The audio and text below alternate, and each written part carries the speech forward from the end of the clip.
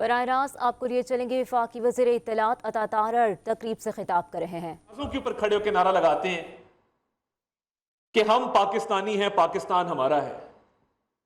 ये जब नारा लगता है ना मकबूजा कश्मीर के अंदर, और हम सोचते हैं कि ये क्या लगन है पाकिस्तान से कि कई डेकेड्स के ऊपर मुहीत एक स्ट्रगल जारी है, मजालिम ढाए जा रहे हैं, शहादतें हो रही हैं, मगर वो रिजॉल्व, वो रिजिलियंस, वो डिटर्मिनेशन वो खत्म नहीं होती। तो वजह ये थी कि वो जमीन तंग कर दी गई थी इस खित्ते के मुसलमानों के ऊपर। और आप अगर देखें तो कायद आजम के साथ तब भी पाकिस्तान मूवमेंट के अंदर बहुत बड़ी तादाद नौजवानों की थी। मैं इसीलिए कहता हूं कि नौजवानों ने ये मुल्क बनाया था और इंशाअल्लाह ताला नौजवान ये मुल्क बचाएंगे अल्लाह ताला के फजल से। और जो मैंने हिजरत की बात की, एक हिजरत हुई थी तारीख के अंदर, मक्का से मदीना हुई थी। उस हिजरत से भी हम बखूबी वाकिफ हैं। और एक हिजरत बरे सगीर के मुसलमानों ने की, मशरिकी बॉर्डर के उस पार से मगरिब की तरफ आए। और ये कह देना बहुत आसान है, मगर 12 लाख लोग जिंदगी की बाजी हार गए बॉर्डर क्रॉस करते करते। It's very easy to stand here and say कि ये 12 लाख लोगों के खून के ऊपर ये मुल्क बना है, उन 12 लाख लोगों की कुर्बानियों के ऊपर ये मुल्क बना है। मगर कभी वो मंजर आप इमेजिन करें कि जब ट्रेन की बोगियां यहां पे आई और वो लाशों से लथपथ थी। मैं बहुत सारे ऐसे लोगों को जानता हूं जो खानदान में अकेला फर्द बचा, और just imagine for one moment to witness your whole family being slaughtered in front of your eyes. तो ये जो सैक्रिफाइस है ना, और ये हिजरत सैक्रिफाइस के साथ लिंक्ड है, क्योंकि हिजरत का पहला कंपोनेंट है अपने घर बार को छोड़ना, और अपने घर बार को, अपने बिलोंगिंग्स को, अपनी पोजेशंस को छोड़ के आंखों में ख्वाब बसाए एक नए देश में जाना। तो सिर्फ ये सोचें कि ये जो स्ट्रगल है हिजरत से लिंक्ड, ये कितनी मुश्किल है। और जब ये कुर्बानियां आप देखें, अगर जान की लोग बाजी हार गए, ये 12 लाख लोग जो शहीद हुए इन पाकिस्तान, और जो खवातीन के साथ वाकयात पेश आए और जो ज्यादती के वाकयात पेश आए, उसकी भी आपको तारीख में नजीर नहीं मिलेगी। मगर आप देखें कि ये मुल्क 27वीं रमजान की शब मार्ज़े वजूद में आया, लैलतुल कदर की रात ये मार्ज़े वजूद में आया। तो अल्लाह ताला ने जो मुबारक रात चुनी इस मुल्क को आज़ादी देने की, मेरे ईमान का हिस्सा, और मैं इस बात को दिल से मानता हूं कि ये इस बात की दलील है कि इंशाअल्लाह ताला इस मुल्क ने तरक्की करनी है और ता क़यामत कायम रहना है और चमकते दमकते रहना है इंशाअल्लाह।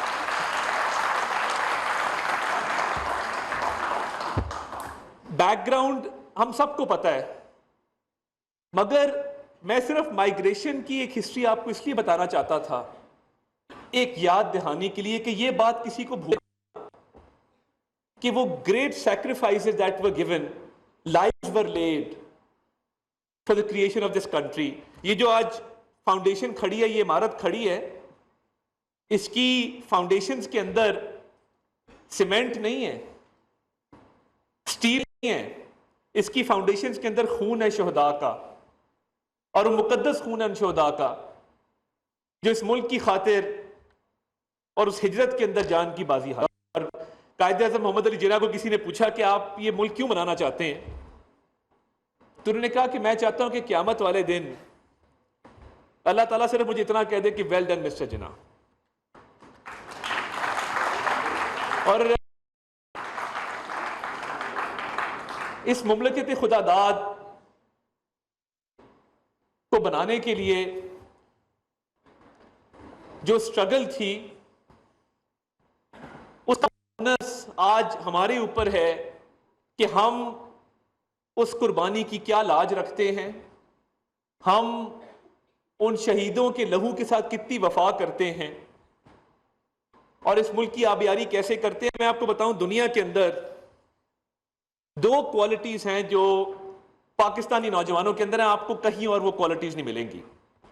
Number one is resilience.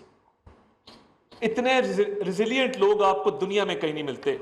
आप देखेंगे कोई आफत आ जाए, मैंने नेचुरल डिजास्टर्स देखे हमारे मुल्क में आते हुए, B it an earthquake, B it floods, कोई आफत आ जाए पूरी कौम यूं यकजा हो जाती है, इकट्ठे हो जाते हैं उस कॉज के लिए।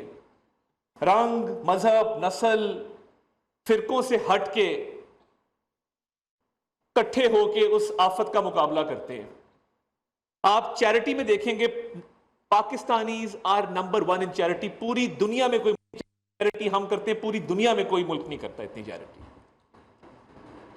And number three is determination. हम कोई चीज ठान लें और तहैया कर लें कि हमने इस टारगेट तक पहुंचना है, दुनिया की कोई ताकत हमें नहीं रोक सकती। And we seen it happen. मैं आपको रीसेंट मिसाल दूं, a young boy from a backward area of Punjab जिसका नाम अरशद नदीम है, मियां चन्नू की एक तहसील से वो लड़का उठता है इन खानेवाल, और वो अपनी पहली जैवलिन जो बनवाता है अपने गांव में, वो दरख्त की टहनी तोड़ के उससे वो जैवलिन पहली अपनी बनवाता है। वो लाहौर आता है, उसके पास जूते नहीं होते रन अप लेके अपनी थ्रो कर सके। वो क्या करता है, वो अपनी किस्मत आजमाता है। और कैसे आजमाता है वो मैं उससे उस दिन बात कर रहा था। I asked him, I said, you know, you've achieved the impossible। आपने ओलंपिक का रिकॉर्ड कायम किया है, आपने पूरी कौम को एक सेलिब्रेट करने का मौका दिया है, आपने पूरी कौम को इकट्ठा किया। हम अपने दुख दर्द मुसीबतें सब भूल गए और उस एक ओलंपिक के मेडल को हमने इस तरह सेलिब्रेट किया जिस तरह सेलिब्रेट करने का हक होता है। क्या वजह है? उस नौजवान की आप डिटर्मिनेशन देखें कि 2012 में पहला यूथ फेस्टिवल होता है और वो आता है, और कोई ऐसी स्पोर्ट नहीं है जो उसने वहां पे ना आजमाई हो। उसने शॉर्ट पट भी किया, डिस्कस भी किया, उसने लॉन्ग जंप भी किया, उसने ट्रिपल जंप भी किया, उसने जैवलिन भी थ्रो किया। He didn't give up. जो मैं डिटर्मिनेशन की बात कर रहा हूं ना, कि हम जो ठान लें, और वो लगा रहा। 2012 में मियां चन्नू से आए उस लड़के जिसके पास जूते नहीं थे, आज उसने 2024 के अंदर पेरिस के स्टेडियम में थ्रो ऐसी की है कि पाकिस्तान का झंडा बाकी मुल्कों के झंडे से ऊपर हमने जाता देखा। तो ये जो रिजॉल्व और डिटर्मिनेशन है, ये अनमैच्ड है। जितना रिजॉल्व, जितनी डिटर्मिनेशन पाकिस्तानी यूथ के अंदर आपको कहीं नहीं मिलेगी। तो ये इंस्पिरेशनल स्टोरीज आपको हर जगह मिलती हैं। I started my career very young। मैं भी अपने आप को काफी यंग समझता हूं ऐसे, by the way, but and I consider my self a part of youth. Cabinet में हमारी चांदी लोग हैं जो अभी भी इन देयर 30s हैं।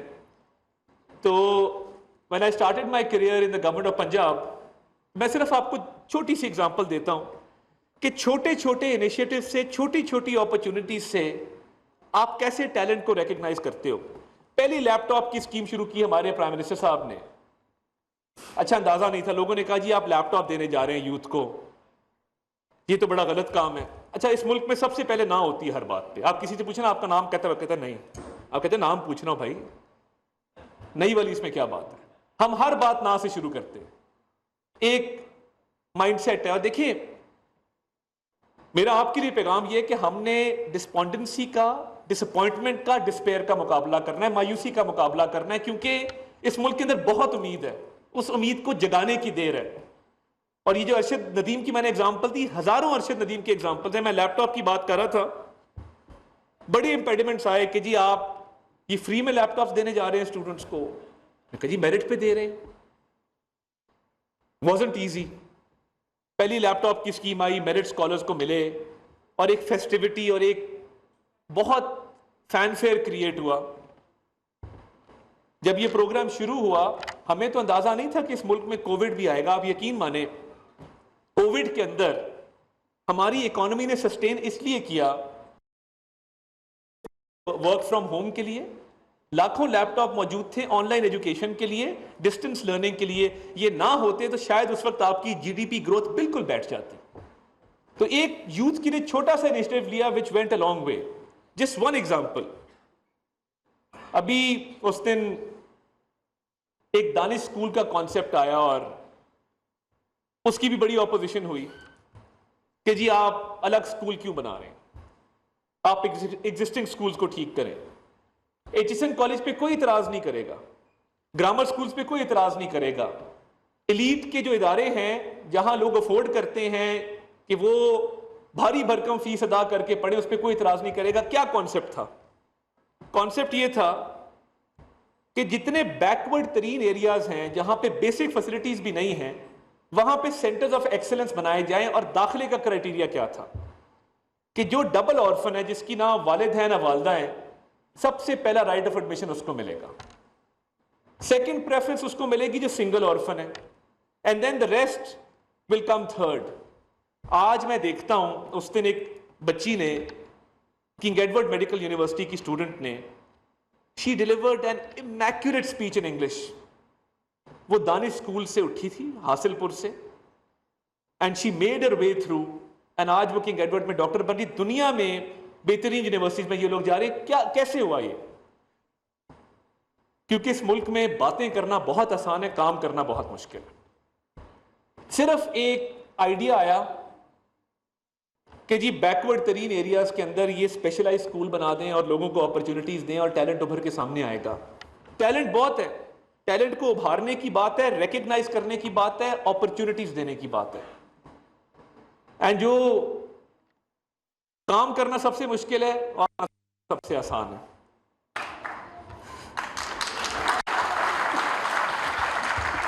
ये छोटी सी एक एफर्ट थी। अच्छा, उसके बाद अगर मैं इस सफर पे आपको आगे लेकर चलूं, छोटी सी काविश की गई by the name of Punjab education endowment fund. और ये मैं इसलिए कह रहा हूं because I was part of that process, I walk through that journey. मैं उस सफर का एक हिस्सा रहा। सिर्फ एक छोटी सी सीड मनी रखी गई कि हमने डिजर्विंग स्टूडेंट्स को दुनिया की बेहतरीन यूनिवर्सिटीज में जाने का मौका देना है। आज पीफ स्कॉलरशिप के जरिए लोग ऑक्सफोर्ड, कैम्ब्रिज, हार्वर्ड, येल के अंदर बैठे हैं। It was just a matter of recognizing our youth and bringing forth talent. तो ओवर द डेकेड्स मैं ये समझता हूं कि वो जिस पे यूथ का हक था, जो यूथ डिजर्व करती थी हमारे मुल्क की, उस पे बात नहीं होती। उस पे बात इसलिए नहीं होती बिकॉज इस डिजिटल एज के अंदर कंट्रोवर्सी ज्यादा पॉपुलर होती है, प्रोपेगेंडा ज्यादा पॉपुलर होता है। आप सोशल मीडिया सारे यूज करते हैं ना, जितना सनसनीखेज थंबनेल लगा होता है ना, उतने ज्यादा उस पर क्लिक्स आते हैं। आप अंदर खोलेंगे कुछ भी नहीं होगा। इसकी क्या वजह है? तो ये इस मुल्क के यूथ से, जो मैं जब कहता हूं कि 60% यूथ है, and with the right kind of policies, with the right kind of direction, the sky is the limit. हम कुछ भी अचीव कर सकते हैं और हमारे यूथ ने करके दिखाया। ये छोटे छोटे स्टेप्स इसलिए लिए गए और ओवर द डेकेड्स लिए गए कि आज उसका जब देखते हैं तो अकल दंग रह जाती है कि ये छोटे पौधे लगाए गए थे बैक इन 2008, 2009, 2010, और आज वो एक तनावर दरख्त की शक्ल इख्तियार कर बैठे हैं। तो आज भी हमारा विजन जो है यूथ के लिए कि we want to see the youth of Pakistan shining all over the world. हम चाहते हैं कि एक नहीं, इस वक्त हमारी आप की एक्सपोर्ट्स देखिए, क्या वजह है कि पिछले 4 महीने के अंदर हमारी आईटी की एक्सपोर्ट्स में 3 गुना इजाफा हुआ। जितने ज्यादा आईटी एक्सपर्ट स्टार्टअप्स पाकिस्तान के अंदर आने दुनिया में इस वक्त नहीं है। दुनिया में रिसेशन चल रही है आईटी के अंदर, और हमारे मुल्क के अंदर आपको नजर आएगा कि young IT experts and young leaders are coming forward. और मैं अगर ये कहूं कि बहुत सारा काम अपने बलबूते पे किया, अपने जोरे बाजू पे किया और अपने आप को मनवाया है और हुकूमतों को मजबूर किया है कि यूथ के लिए वो काम करे, तो ये गलत नहीं होगा।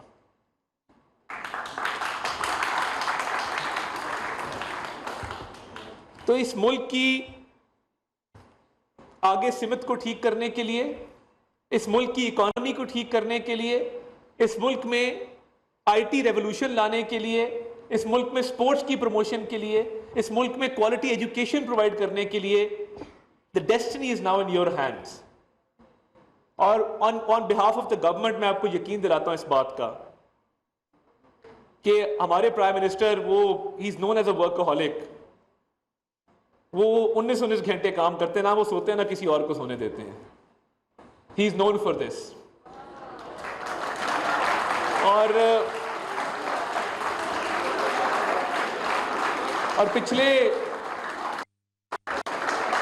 पिछले अगर मैं आपको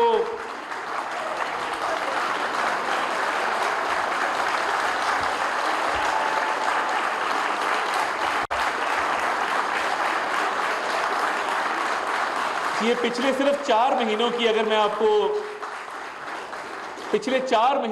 मैं आपको कारकर्दगी बताऊं कि अगर दिन में 15 मीटिंग्स होती है तो 5 मीटिंग्स यूथ से होती हैं।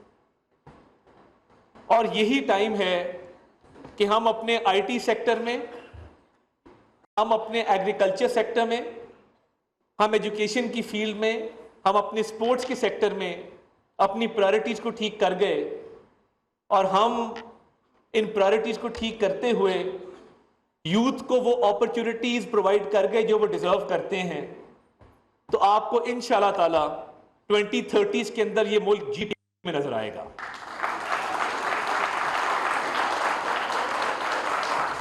In 2017 we were 6 countries short of G20। हम G26 के अंदर थे। एंड अभी भी मैं ये समझता हूं कि with the right kind of policies, with the right kind of direction for the youth,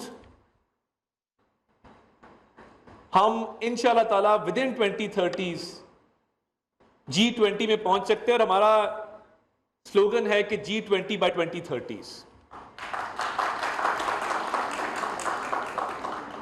और ये अगर G20 में by 2030s पहुंचना है तो वो इस मुल्क की 60% पॉपुलेशन जो अंडर 30 उसने अपना किरदार अदा करना है। तो हमने वहां पे वफाकी वज़ीर इत्तलात अता तारर नौजवानों से खिताब कर रहे थे। उन्होंने कहा कि ये समझना होगा कि पाकिस्तान की तख्लीक की वजह क्या है।